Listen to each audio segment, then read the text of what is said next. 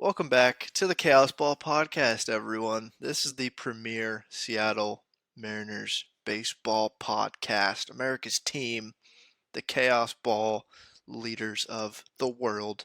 I am sitting here on Monday, August 29th, recording this podcast as your Seattle Mariners sit a half game off the top wildcard spot. Just a half game behind the Rays, a full game above Toronto, a game and a half above Baltimore, 3 games above the Twins, 6 above the White Sox, 7 above Boston. Everyone past that, like the Rangers and the Angels, do not matter. And we're feeling good. What a week of baseball that was. We'll be recapping this week of baseball, what happened with the Mariners. They are 3-2 since the last podcast. They just came off huge series win against the Cleveland Guardians. Maybe a sneak peek into the wild card matchup, potentially. A lot of stuff could break in the next month or so to make that not happen. But that was some baseball for sure that just got played. That was almost exactly what we all expected with that series to be happening. I'm going to go in and break it down game by game later in the pod, but if that's a wild card series, buckle the fuck up. That was playoff baseball. The atmosphere, every game was 1 run, basically. That's not true. Don't fact check that. But it just felt a little different. Stakes felt a little higher, and we could see them later this week too. So we'll see what happens with that. But great week of baseball here, Seattle Mariners. What a team we have built this year. They just grit out these wins. I'll get into that later in the pod. Just gonna do some business real quick. Ichiro weekend. What a good weekend. I wish I could have been at the ballpark. I unfortunately do not live in the area anymore, but Ichiro weekend looked great. I sold out crowd for his game, and his speech was tremendous. I don't know how many people. At least I didn't expect it. I don't think anyone really expected him to do the whole thing in English. That was amazing, and made for a super interesting speech because he took so many pauses. The crowd would cheer and stuff, and his comedic timing, I must say, was tremendous. We've heard so many stories about Ichiro in the clubhouse. Now he was a jokester, and the whole world got to see it a little bit, which is amazing. I mean, dude is hilarious. He has famously said stuff like chicks who dig home runs aren't the ones who appeal to me. Like he's dude has some of the best baseball quotes of all time, and I think it's sneaky. I don't think that many people know that about him. He said, I remember hearing him say before, he was like, I could hit a lot of home runs if I wanted to. I just don't really feel like it. And it's like, dude just wanted to get hits. Dude did exactly what he wanted to. But getting back to his speech, that was a great speech. Man, he thanked the guys who are up there. I think, who was it? Griffey was up there. Edgar was there. Dan Wilson was there. Rick Riz was down there. And then obviously Ichiro's family. Um, it's customary in Japan when they're retiring a player or coach's jersey or whatever to give them a bouquet of flowers before they do a speech, and Julio was out there to do that, which is great. That was an awesome thing to see. I'm sure they've worked together the past year on his hitting. I'm sure Ichiro's definitely imparted some great wisdom to him there. But the speech was great. Dude roasted the fuck out of Jamie Moyer. He had some funny stories. He just talked about how much love and admiration he has for the game of baseball and Seattle. And it was just great to see that many fans there to support. Just like the Edgar one, just like the Griffey one, the fans will sell out the stadium for these legends, um, no matter the circumstances, and the circumstances here are good. Now, the speech was great, ran a little long, I think, but overall, that was amazing. Ichiro is just an amazing person. What a hilarious dude. And I'm glad he's still a part of the Seattle Mariners to some capacity, and maybe make the playoffs when he's working for us. That would be nice, wouldn't it? Okay. Oh yeah, and the last Ichiro thing I want to say. I think one of my favorite quotes from an athlete of all time. I think I have the quote here. One morning in spring training 2017, as he was in the coach's room looking at his cell phone text messages, Ichiro told the coaches about one message he had just received from a number he didn't recognize. The guy said he'd gotten Ichiro's number from Alex Rodriguez, and that he wanted to come meet him and study his stretching system. Quote, "What's this guy's name?" Quote, end quote, asked one of the coaches. Ichiro scrolled to the end of the text and said, quote, "Some guy named Tom Brady." Who the fuck is Tom Brady? Man, Ichiro is a king, and he will be inducted into the Baseball Hall of Fame very soon, and I'm excited and looking forward to that. So that was great. That was a great Ichi weekend. There's a lot of good social media posts. The Mariners social media team has been so good the past few years. They really upped their game, and that tribute video they had to him was amazing. As someone who's pretty young and grew up with Ichiro on the team and got to watch him just hit on awful teams, it was especially cool to see him out there because it brought me back to just love of baseball. He's one of the guys I watched growing up on, again, those terrible Mariners teams, but he was the one. He was the guy. Before Felix got there for me, he was my favorite player for sure as a young kid. So that was great to see him, and great to see that Seattle will never ever ever stop loving him, and he will never stop loving Seattle. Just love that. And now to the best news of the year, of the past 5 years, of the day, of everything. Julio Rodriguez and the Mariners have reached an extension. Yes, let's fucking go. Julio's ours. He's here to stay. And holy shit, I can't even express how excited I was. I mean, everyone was, as we all should be. This is huge. I mean, a once in a franchise cornerstone does not, they don't come around very often. And the Mariners, I mean, happened with A-Rod, dude fucking left. Julio is special, just like A-Rod was. Just like Ken Griffey Jr. was, and he stayed here for a long time. Just like Ichiro was. Felix Hernandez. I mean, even like Kyle Seager to some extent. Like, there's this track record of keeping these stars and keeping them happy, but we've never seen this before. He's a rookie, albeit he was an all-star, and he's the shoe-in for Rookie of the Year, and he's been one of the best players in the MLB this year, not just one of the best rookies. And he's a generational talent. And we've seen this more and more with early guys reaching extensions because, like, let's just grab a random example like Fernando Tatis signed his extension super early on in his career because they saw superstardom, and he's been hurt since. He had a little ringworm PED situation, I guess. And look, he's made a lot of money, and I'm sure Tatis will come back and make that contract worthwhile for the Padres. He's a tremendous baseball player, but there's something to be said about reaching this extension early because everything is uncertain. Even we all know Julio's this good, but the world is uncertain. Good to get it locked up now, and it's not like it's a small amount of money. Um, and I want to give a special shout out to Pedro Martinez. He was talking. I was watching MLB Network. He was talking about this extension. He's saying a kid he knows as well as anyone, a kid from the Dominican Republic. That signing bonus you get when you sign for a team is great. It's awesome. It helps a lot, but that disappears so quickly, Pedro said. And I could tell it really meant a lot to him to talk about it because his family's set for life now. He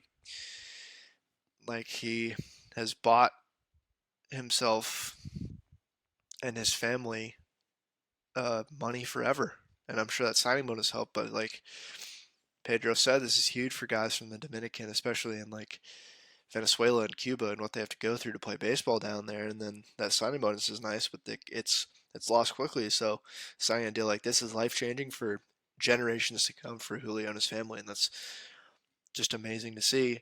And then on the business side of it, obviously you want to do this. Obviously, this is a great move. You want to lock up this guy because you do have him for 7 years, but after three, you got to arbitrate for a few years, and then you got to hopefully reach an extension after that. But a lot of stuff can happen, and you want him team controlled for a while, especially if you see how fucking good a guy like Julio Rodriguez is. You want him here. It's a no brainer.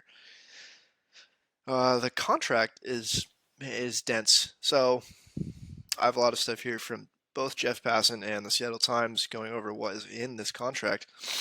It's at its baseline, $209.3 million, 12-year contract starting next season. Could be worth almost $470 million over 17 years if he wins 2 MVP awards, and I'll go into more of that. If the club option is exercised, the deal would be worth 309.3 for 12 years. Passan explains the deal could be for 8 years, could be for 13, 16, or 18 years. It guarantees him at least 210 million, and then if it maxes, it will be the largest extension ever at 470 million. So,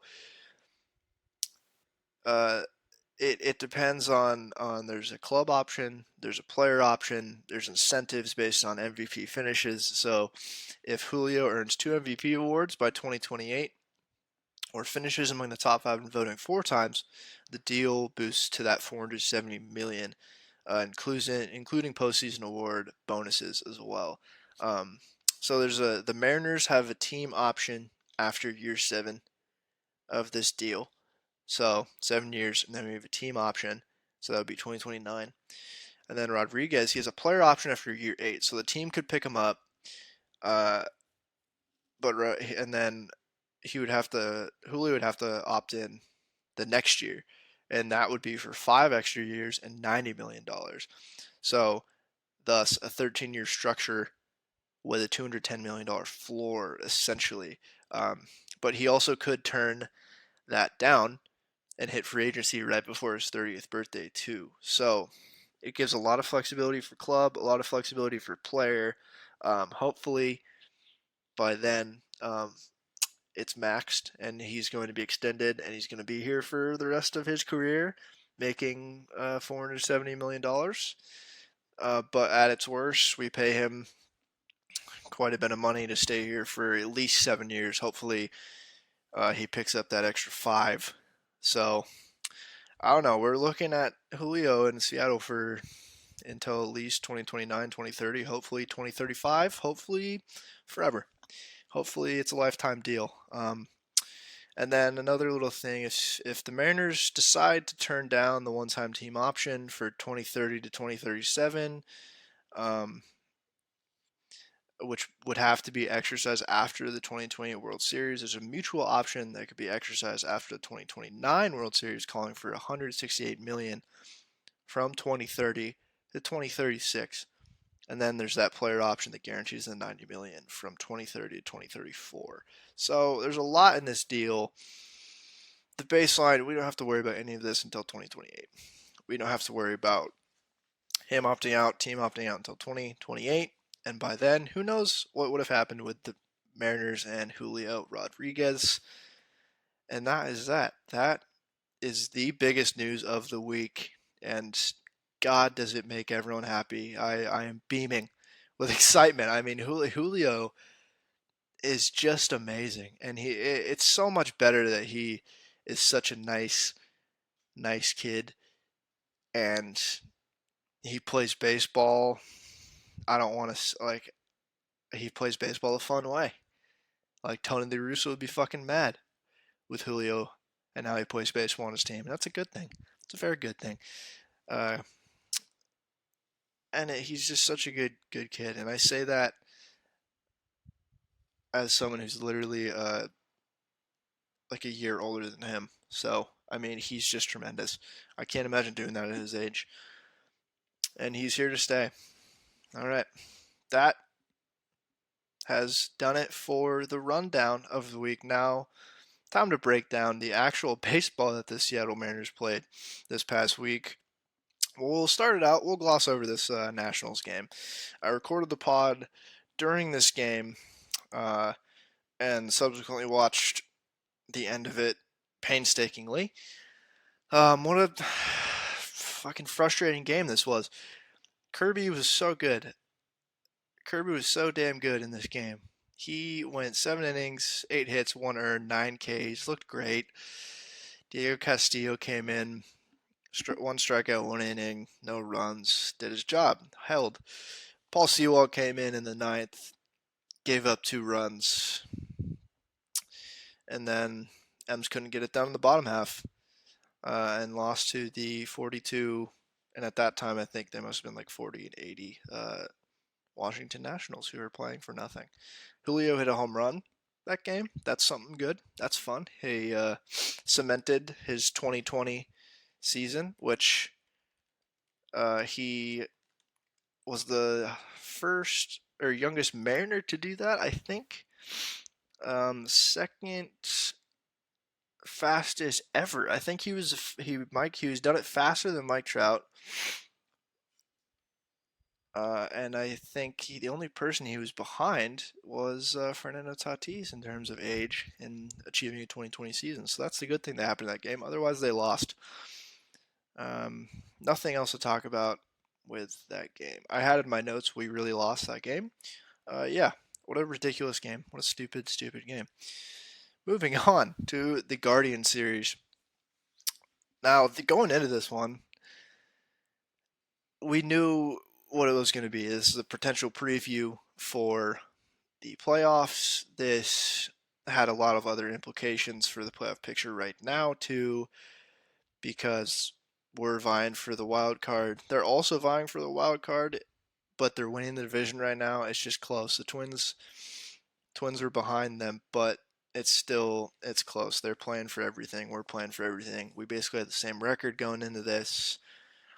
And it's as I said, a preview of a potential wild card matchup.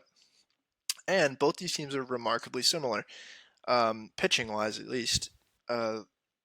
Going into this, and right now, I'm going to read the stats right now. The bullpen ERAs that lead baseball, going from 1 to where we are: Houston Astros, New York Yankees, Dodgers, Guardians at 4th in the league in bullpen ERA. Then the Orioles, then the Braves, and then the Seattle Mariners. 7th. So the 4th and the 7th best bullpens, I mean, by ERA. There's other metrics, obviously. But by ERA, these are two of the better bullpens in the league.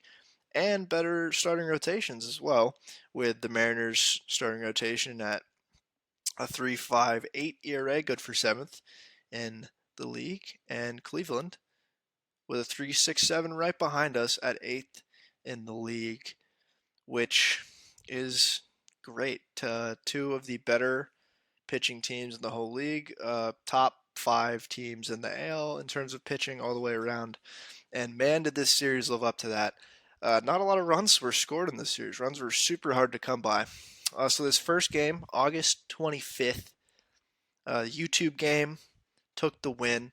The YouTube commentary, I tweeted this out. It's been better than the Apple TV commentary. I'm still not entirely sold on it. It's also been the same, if not less annoying than some of the Sunday Night Baseball crew. I can't express enough how much I don't like ESPN's coverage of baseball. They really, man, they could do so much better. But this game, the YouTube game, I like that they're doing YouTube free games every week. That's good for exposure. I think they should honestly do that more, because part of why baseball is hard to find is the regional blackouts. Put it on YouTube for free. Problem solved. There you go. Marco Gonzalez really fooled us in the first half of this inning. I was fooled. Twitter was fooled. But he ended up with a very, very Marco Gonzalez game. Tough first inning, but after that, nails. 6 innings, 4 hits, 1 run, 1 walk, 4 Ks. That's fucking Marco Gonzalez if I've ever seen it. Good lord. He's got to do this, man. If he's gonna be like the 5th starter, if he's your 5th starter doing this, that's good. That's good. And he's a great leader in the clubhouse. And I love Marco Gonzalez. I don't want to turn against him. So Don't make me turn against you, Marco, please. But he didn't. Put in a great performance. Mitch Haniger hit a big fat dinger, 3-run bomb in the first to go up 3-1. And after that, no runs were scored. Both like the runs are so hard to come by against both these teams. Both pitching staffs were so annoying to pitch against. Because Tristan McKenzie's good. He gave up that home run, but Tristan McKenzie pitched well. I mean, the problem with the Guardians in the playoffs, I see, I'll talk about this later, is how many curveballs they throw. But we'll get into that later. For the finishing, the Mariners pitching, Eric Swanson came in an inning, no runs, brought his league-leading ERA down to under 1. Matt Brash had another hold. He went 2/3, gave up 2 hits. He didn't look amazing, but Munoz came in, ice as usual, 1 1/3, 3 strikeouts, and the save for Andres Munoz, giving us the 1-0 series lead over the Cleveland Guardians. Going into the next game on the 26th, where who was starting? Logan Gilbert took the start. Again, just looked fine. He looked fine. I don't know with Gilbert. He's good. I mean, 6 1/3, 8 hits, 2 runs, 2 strikeouts. He did fine with the runners that he did let on the base, which is good. I think he's looked better with that under pressure and pressure situations, but still pitched pretty well. The offense was fine. I mean, they did win this game, and you win the game, and Shane Bieber goes 7 innings, 5 hits with 1 run, 1 earned run, 2 runs total, but 9 Ks, and you win that game. That's that is what you have to do, and that's how the Mariners win. That's how the playoffs are going to have to go. Yeah, like Shane Bieber is a tremendous starting pitcher, and for him to do that, and for us to grit out a 1-run win, very Mariners style, that's huge. Matt Brash came in, gave up no runs. Seawald came in, looked good. Diego Castillo came in, looked great. Matt Festa, Italian man himself, Matt Festa came in, looked fine. And Penn Murphy closed the game out. Although it was a little dicey, he walked 2, but still held the game long enough for us to win it in the 11th. And I think that honestly, like this is the game. I think this is the game to look at, because you see Shane Bieber versus Logan Gilbert. You see that in a playoff matchup. Obviously, advantage is Shane Bieber, and yet we last a 2-2 ball game to the 11th with clutch pitching and good defense, and we give it to Mitch Haniger in the bottom of the 11th to single home Dylan Moore on the base path, and that's how you win. You let it in your hands of your best guy. I mean, Adam Frazier had an RBI in this game. J.P. Crawford had an RBI in this game. A lot of sac flies. Every run was a sacrifice fly RBI except for Mitch Haniger's single, which speaks to both of these teams and how they play baseball. And that's what the playoff matchup between these two is going to be like if that comes to fruition in October, which, truthfully, I hope not. I hope we play the Twins. The Guardians are so frustrating to play against. I mean, we are too, but we're so similar. It's just the blood is boiling at a 3-2 victory in the playoffs, and then we have to play them again. It's just, this team obviously is really good at winning one-run games. There's a formula. Some of it's luck. Some of it is just how the team is constructed, how they play, their mentality. As a fan, they win every game like against good teams like this in the most excruciating, painful way. And I'm just not ready for this in the playoffs. I think my heart might explode in the playoffs if this happens. But got the dub anyway. Take the 2-0 series lead. Going into the 27th, the Ichiro game. Now, sneaky going into this game, I thought we were going to lose. It seems every time there's a sold-out game in T-Mobile, Safeco, what have you, the past decade, I just feel like they always lose. like I don't know what it is, but I feel like the offense always shits the bed. And they did in this game. They had 3 hits, granted, 3 solo home runs. Eugenio hit a home run, Julio hit a home run, and Jake Lamb with a pinch hit home run, which was really cool in the moment. It was a pinch hit home run to go up 3-1 in the seventh on Ichiro night in front of a sold out crowd for Jake Lamb, a kid who I think went to UW. He went to Bishop Blanchett High School. What a dream that must have been for him. But then the next inning, Diego Castillo comes in, and then Andres Munoz comes in and gives up 3 runs. And we lose. We can't get it done in the ninth. Emmanuel Clase comes in. Karinchak comes in, closes the game out. And it was a frustrating ninth. Clase grooved one to Julio. Clase is so good.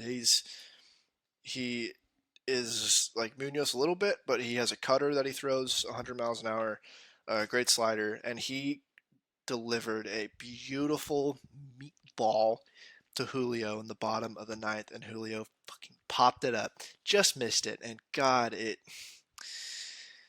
Oh, what could have been? What could have been there? But we lost.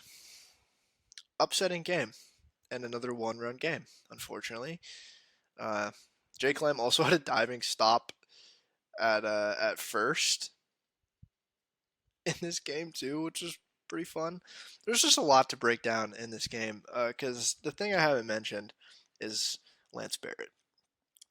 Uh, Lance Lance Barrett, fuck you, man. This was one of the worst officiated games I've seen. So let's just get into it.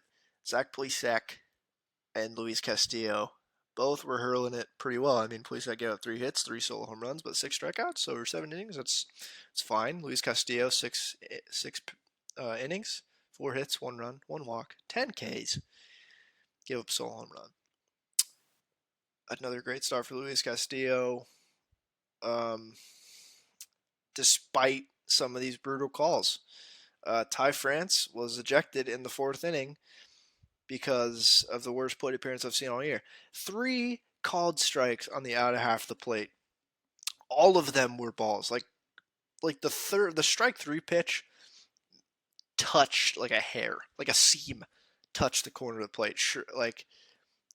Sure. I'm not giving you that, but sure. The other 2 were just completely, literally off the plate by 6 inches. And Ty got ejected, and his quote was, all I said was, all 3 strikes you called were balls. And he asked me why I said that, so I repeated it, and then he ejected me. And it's like, okay. I feel like Ty didn't really blow up or anything. He's merely pointing out the obvious where all 3 were called balls. And Mr. Lance Barrett said, no. Don't tell me I did my job poorly. Only I get to say that to myself. And he threw him out. A couple other calls later in this game were awful. Munoz, when he was pitching, the first 2 batters of his outing shouldn't have really been on base, to be honest. Stephen Kwan walked on some bad calls on some balls that should have been called strikes. Ahmed Rosario then had just a bloop single into the outfield. Like, it was a great pitch by Munoz. Munoz didn't have a bad pitching outing, to be honest. Like, he just got screwed with some calls and some luck, and that's kind of how the Guardians win. They luck into a walk with Kwan, who's a great hitter, stays alive enough for the umpire to make a terrible call and give him first base. Amin Rosario gets lucky and bloops a single into the outfield, and then Jose Ramirez is up and puts a 100-mile-an-hour fastball the other way for 2 runs on a great piece of hitting and a great pitch. Not much you can do with that. Jose Ramirez is just a tremendous bat-to-ball hitter. It's great to watch him at the plate. Not against us, but that's how it goes sometimes. I mean, if this is the only game we lost of the series, and the offense is pretty fucking putrid. The pitching wasn't that bad, you just got a little unlucky. The Guardians gritted it out, and then Jose Ramirez came up in a big spot and and crushed you, happens, which will happen a little bit. Frustrating game. I'm moving on. Umpires. Besides the umpire scorecard, I am surprised at the umpire scorecard. It's a plus 0.17 runs for Seattle. 90% accuracy, so not really great. Average is 94. Consistency was 92%. He was consistently calling that outside pitch all night, which is pretty frustrating because they were not good calls. They were pretty awful calls. His called strike accuracy was 84%. That is not good. Um, and the impactful missed calls were Castillo to Palacios in the 7th 3-2 count. The ball is called a strike, and it fully out of the zone at the top. That was a nice call. And then the top of the 8th, which was pretty tough, Munoz made a very good pitch in the bottom half of the plate that could have been called a strike. That just was called a ball to make it 3-2. And then Kwan drew that walk, which led to the runs in that inning. And then in the bottom of the 8th, this call went in our favor, or against us. 3-1 count to J.P. Crawford, and Karinchak is pitching. And this ball is called a strike, and you can go find this. It is a full other baseball off the plate. Like, I could fit a baseball and a half in between that ball that was called a strike and the plate. Just an awful fucking call. And to give a call to a Karinchak, who's, God, I hope, if for any reason I don't want to face this team in the fucking playoffs, it's that guy. He blatantly cheating, right? Is he cheating? He's rubbing his hands in his hair, rubbing the dirt, rubbing his hands in his hair after every fucking pitch, flipping the ball, rubbing his hands in his hair, rubbing the dirt, getting the rosin bag, all of it mixing together. He throws a pitch, he throws the ball away. He's using a new ball every fucking pitch. And he has a great curveball. Makes a lot of sense. He had an awful ERA he had like a 4.1 ERA right after the ball stuff came out, the substance stuff, when they were really, really checking it. And since then, he's been great, and I can fucking see why. Dude is clearly doctoring the ball, and he's not even trying to be sly about it. Like, it'd be one thing if I was just mad and he was spinning a great curveball against my favorite baseball team, but no, everyone saw it. He was doing it every pitch, and he took 45 seconds to throw one pitch every time. So infuriating. Okay, moving on. Moving on to the final game of the series. What a great game this was. What a nice change of pace. A lovely, lovely Sunday afternoon game in some of the best jerseys in baseball. Really good crowd. Robbie Ray on the bump against Aaron Savali. Robbie Ray, great start, man. Great fucking start. 7 innings, 3 hits, 7 Ks. Classic Robbie Ray start. High fastballs, beautiful sliders. Guardians couldn't touch him. Eric Swanson came in, gave up 2 hits, but still looked pretty good. Paul Sewall closed the game out. Not a save, but closed the game out. We did that off Aaron Savali. He went 6 1/3, 4 hits, 4 runs, 2 walks, 5 Ks. I didn't think he was that bad, to be honest. I like Aaron Savali. He's shown that despite being very mid, he can pitch well against the Mariners. We tend to do that with mid pitchers. We make them look really good at times until big biceps Dylan Moore comes up in the bottom of the 5th and tanks a home run into Edgar's Cantina for a 3-run bomb. Shout out to Dylan Moore, man. Shout out to Dylan fucking Moore. Him and Sam Haggerty, we'd be nowhere without those guys. What a great player. And then Ty France. You guys remember Ty France? Ty Viva La France homers. Hits a dong shot in the bottom of the 7th to make it 4-0, and that's how the score would stay. And we won 4-0 despite having 1 less hit than the Guardians. The hitting's still a problem. 4 hits, against Aaron Savali is terrible. Um,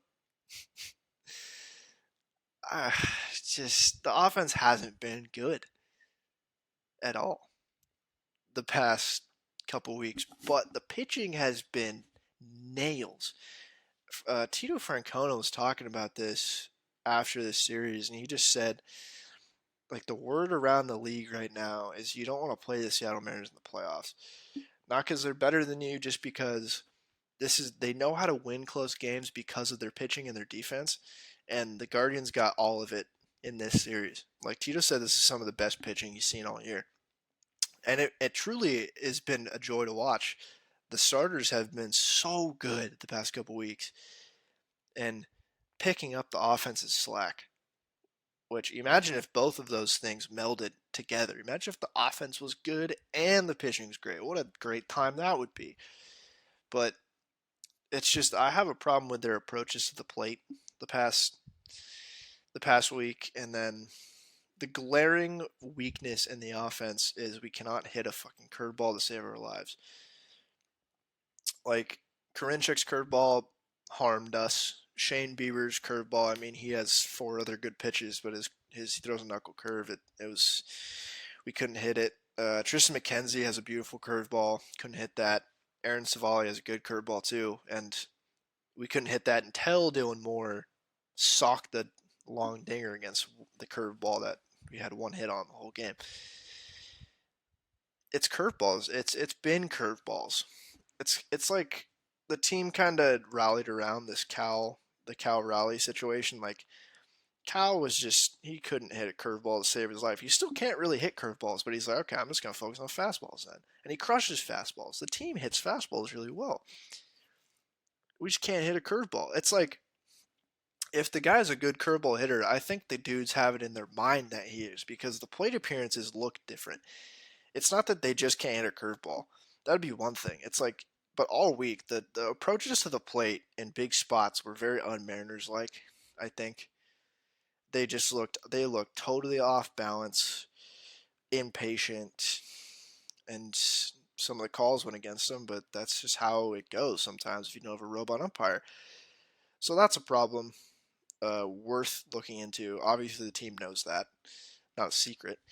Uh, but that is a big thing, at least that I noticed, is that curveballs are kind of the kryptonite for the offense, and it's tough because uh, Lookout Landing on Twitter pointed this out, but Ty France is a really good curveball hitter. He has been the past couple of years, and with him not hitting very well, he did hit a home run today or yesterday, but with him not hitting very well, he's the best curveball hitter on the team. And then Eugenio is too, but Eugenio has been pretty unlucky hitting curveballs this year. He makes a lot of hard contact with curveballs, with anything really when he gets a hold of it, but he's been pretty unlucky. It's been a lot of flyouts, lineouts against curveballs because he just gets under it, doesn't quite get the drive on it to drive it out of the park, and it just falls through an outfielder. So that's worth looking into, at least. Obviously, hope the team solves that, but the Guardians happen to have a lot of good curveball guys, and Karinchuk cheats, but the other guys have great curveballs, and that's something to look into going forward with this team. Is curveballs are kind of the kryptonite. But that was the Guardians series, a great series of baseball. Honestly, the Guardians are frustrating, but it's nice to watch them play. I like Tito Francona; he's a great coach. Like their pitching is great, their offense is frustrating, but as a guy who used to get on base a lot and work the count, what a beautiful thing it is to watch them hit. I mean, they're kind of like the Mariners. The Mariners haven't been like that this week, but this year they work the count. They'll rack your pitch count up, and they'll get it in big spots with their best hitter J Ram and let him do the rest. So we'll see them next week. As that is a segue into our weekly update.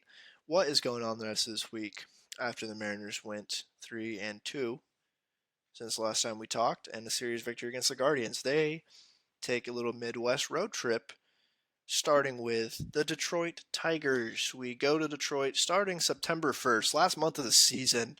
Baby, here we go. Crunch time. I mean, we go like a week into October, but shit, whatever. Don't talk about that. This is crunch time. this is where we need to sweep teams like the Tigers. I don't care if the Tigers have some good guys. Sweep the Tigers, please. We need to do this. Starting September 1st, your Seattle Mariners go on to take the Tigers on in Detroit. Logan Gilbert gets the start against Eduardo Rodriguez. Then on the Oh, wait, my bad. No, I was reading that backwards. We start on August 30th and then go to September. Okay, here we go. George Kirby starts on August 30th against Matt Manning. Matt Manning, I really like, actually. That should be a good pitching matchup. Two rookies. Unless I'm wrong and stupid, but Matt Manning's a fun pitcher to watch. A lot of promise there between those two young pitchers. Then the 31st, Wednesday, Marco versus Tyler Alexander, I believe is his name. Two lefties, honestly. That pitching matchup doesn't excite me greatly, but I do like to watch Marco pitch when he's on. He's quite good. And I think he can handle a Detroit Tigers lineup, knock on wood. And then the September 1st game, like I mentioned, Logan versus Eduardo Rodriguez. Honestly, not bad pitching getting put out by the Tigers. And our three non-aces, but they all have ERAs under 4, so it's not like we're hurting in the pitching department. We'll see if we can actually hit. We need to string hits together against the Tigers. Their ballpark is huge. I don't know if we can just hit dingers like we did against the Guardians and win this game.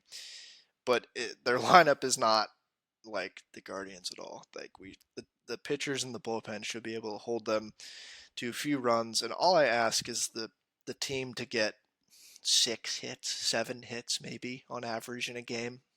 I don't know. Something nice. Like, please. The offense needs to pick it up, man. But we need to go to the Tigers and we need to handle business. And then, because after the Tigers, we go to Cleveland and play the Guardians again. In another little playoff preview, but at their ballpark this time. We go Friday, Saturday, Sunday, the 2nd through the 4th against the Guardians. And then we're back home for a week and a half against the White Sox. I will be releasing a pod next week, either Monday or Tuesday, probably in the middle of the White Sox series. Hopefully recapping a fun week of baseball against the Tigers and the Guardians. A fun little Midwest romp from the Seattle Mariners here, but we'll see what happens. Theoretically, we should have our best pitchers again versus the Guardians. If Logan is making a start on the 1st, Luis Castillo and Robbie Ray should be Friday, Saturday, and the 4th should be Kirby. What happened to Chris Flexen, I may ask. We haven't seen him pitch in years, it seems like. It's been like 2 weeks, but we just haven't seen him pitch. Maybe we see him on the 4th on Sunday after Robbie Ray and Luis Castillo. Maybe we see him on the Friday of the Guardians. I don't know. I feel like Logan Gilbert needs a rest. I feel like some of these guys need a rest. I feel like they might try to work in some of the later games in the year, depending on where we are in the standings. I know we play the A's and the Royals and the Rangers quite a bit to end the year, and like the Tigers again, which are bad teams. And I think you could afford to start flexing in 1 or 2 of those games to give the guys a little rest going into the playoffs. I'm sure that's what they have in mind, especially too with some of the guys they have in AAA. It just all depends on where they are in the standings. But I'd like to see Chris Flexen pitch again. I mean, I think he'll be super valuable as a long guy out of the bullpen in the playoffs, hopefully at home. But we'll see. We'll see. But that's what the week holds. Tigers and Guardians should be pretty. I'm not going to say it, but the Guardian series will be fun again, I'm sure, for a casual viewer. And the Tigers series should be boring, hopefully. The Mariners should hopefully just take care of business there. But we'll see what happens. Now a little health update. Mariners health update. Evan White was activated officially today, shortly before I started recording. Option to AAA. I mean, he has been rehabbing there, so just activated him officially, which could mean a call up in September. Rosters expand. I don't know. Jake Lamb just hit a home run. I don't know. But Ty's a little banged up. Jake Lamb and Carlos Santana aren't. I mean, listen, it's not the greatest first baseman uh, platoon there, especially because it's both lefties. I think we see Evan White and give him an opportunity to hit and watch him play his lovely defense again. J.P. Crawford officially today as well. He's day to day. There's no tear in his pec. X-rays were negative. That is good. And then a little health update on Matthew Boyd, his rehab assignment. He has gone 5 games, 7 innings pitched, 4 hits, 2 runs, 12 Ks, and a 160 batting average against. So that's a guy who I think is a shoe-in to come up to the bullpen in September and show us what he's got for his hometown Mariners. Now getting into the minor league update besides that. Oh yeah, Ty France. I know he's day to day. I know he's a little banged up from that ankle thing he had in that Guardian series. I think just giving him a rest in general is good. He did just hit a home run, but still just had he's had a dreadful month, had a dreadful couple weeks. Just bad. Maybe a rest, maybe Evan White comes up. And we start playing Dylan Moore in the field more, Haniger DHing, or Winker DHing, hopefully. Dude cannot play left field to save his life, but I don't know. There's a lot of roster options the Mariners could do. I think a lot of it might come down to health and then what happens when the roster expands. I don't know what they're going to do, but we shall see. Now, the minor league update. First thing I have to say, in Tacoma, Mason McCoy, I think he's playing shortstop in a shift. Look this play up if you can. It's Sports Center top 10 level play. Dude gets a ball on the right side of the infield, scoops it up in his glove, and there's a lot of glove flips are sick. Glove flips are very cool. An underhanded glove flip is cool. The ball slides right out of the glove. If it works, it goes right to the guy you want it to. This is a glove flip on steroids. He overhand glove flips this shit to first base on a line and gets the dude. Like, what a play. I don't think I've ever seen an overhand glove flip. It was like those things we had as kids with the wiffle balls that were like curved, and you would throw them exactly like how he did with this glove. And I honestly, that has to be where he got the inspiration. Like, what a play! Jonathan VR has been hitting really well in Tacoma. That's a name. Uh, Dude won me a fantasy league in like 2016. What a great couple seasons he had up in the bigs. I don't know, Jonathan. Maybe we see Jonathan VR in September, depending on what the health is looking like. I doubt he is going to have a resurgence in the bigs, but it's fun to watch him hit in AAA, I guess. Jonathan Classe, hit an inside the park home run the other day, and he swiped his 54th bag of the year. Yeah, 54. He's been doing this too. He's been one of the fastest guys in the minors for years now. And a cheeky little call up, I think, for October is Jonathan Classe. I mean, we have Dylan Moore and Sam Haggerty as the quote unquote utility guys, and they're both quite fast. But Jonathan Classe is different. He's built different.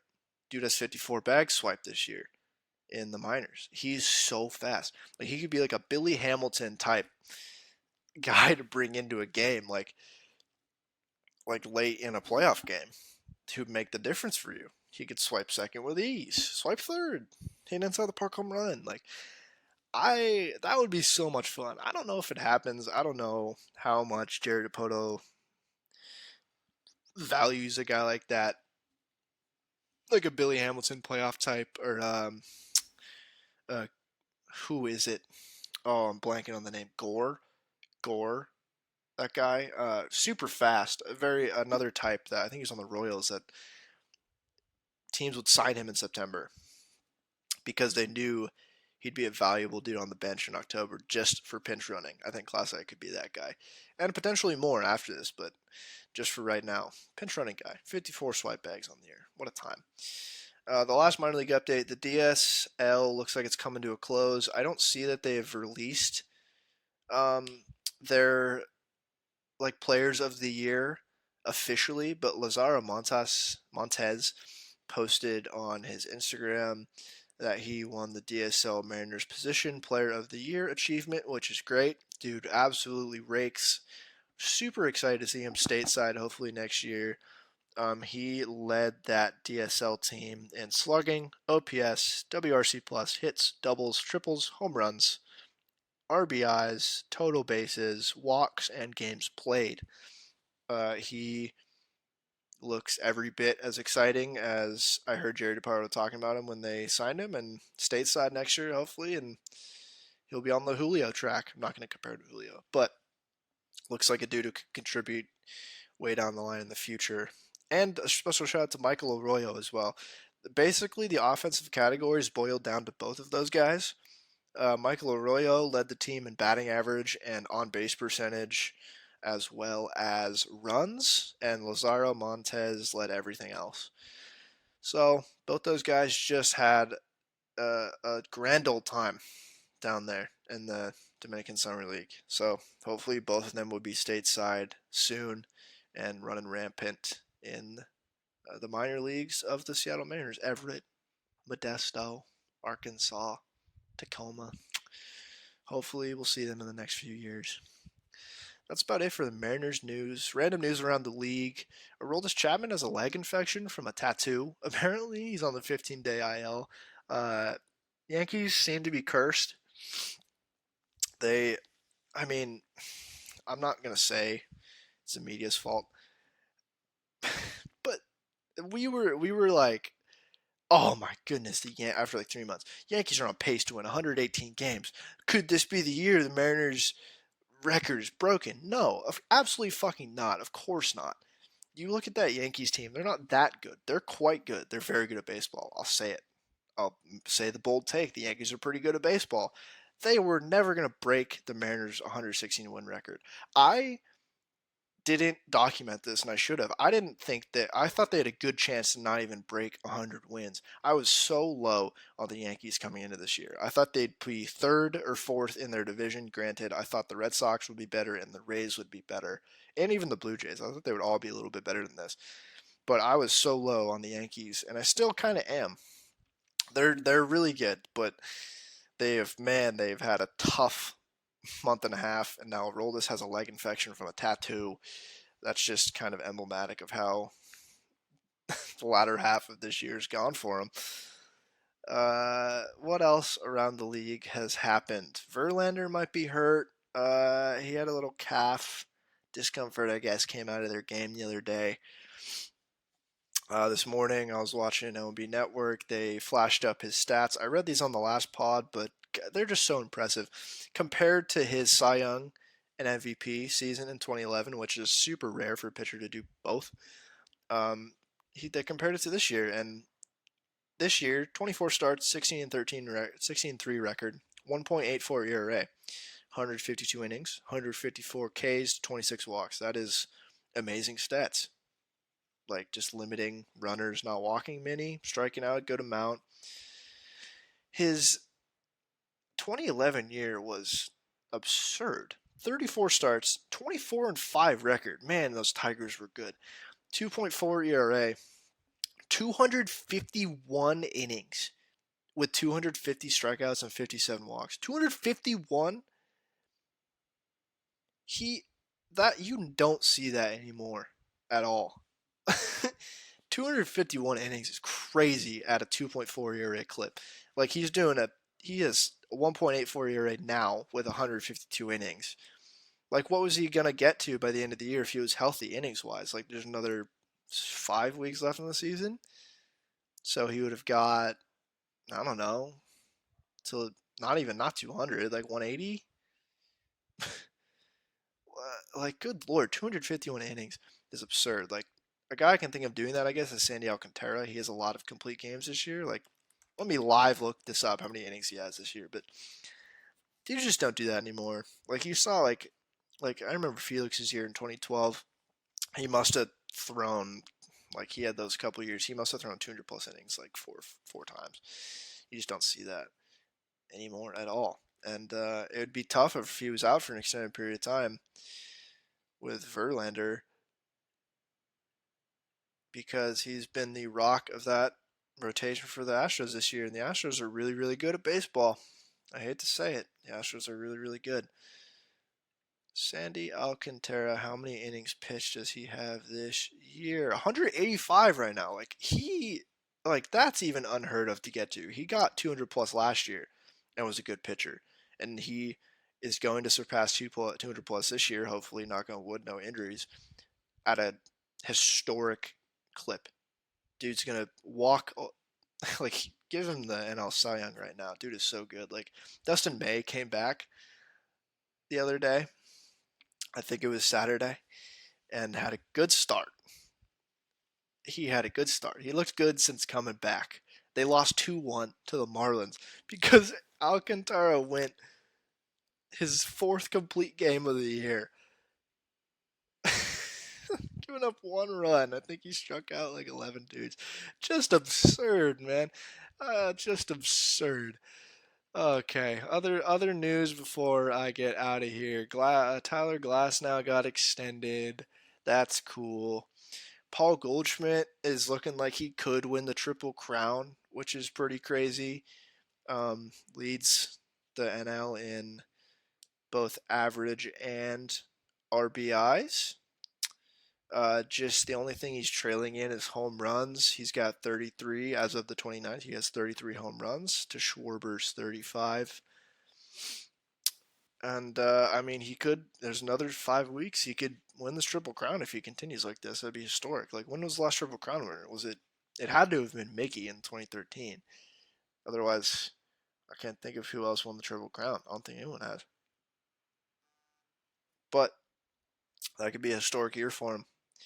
Dude has been such a good player the past 7 seasons that I feel like so many people don't talk about. Like, he's finished top 3 in MVP multiple times last like 5 seasons, right? He's so good.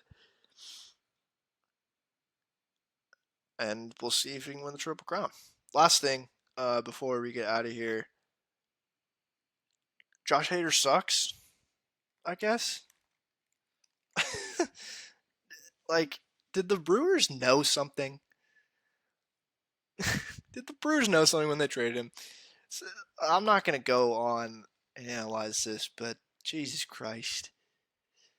First 259 career games. Thanks, Jim Passon, not Passon, Passon on Twitter, who I think is a Mariners fan. His first 259 career games, 74 earned runs, and 525 strikeouts. Just absurd. One of the best relievers, the best reliever in baseball the past 3 years. Next 17 career games. 25 earned runs, 24 Ks. His career ERA has gone from 2.16 to 2.78 over his past 17 appearances. That is absurd. Like, did the Brewers know this before they traded him? Because they traded him to the Padres, and he immediately started doing this. Like, his stats at the Padres are so bad. He has blown a save. He has a 23 ERA. He's pitched 4.2 innings with 8 Ks and 7 walks and a 4.07 whip. Like, good God, dude. So bad. Okay. Well, that's all I have for you guys. I appreciate you listening. Please share this podcast if you enjoyed it at all with anyone who you know in your heart is a Mariners fan. I am just trying to provide a fun outlet for a recapping of what has happened with the Mariners in the past week of baseball. I really, really hope that you enjoyed the pod. I hope you have a good day. Follow us on Twitter at ChaosBallPod1977. Listen on Spotify, Apple, or RSS.com. You can find the link on my Twitter. And please share, follow, subscribe, rate, and review. And have a good day. And go Mariners.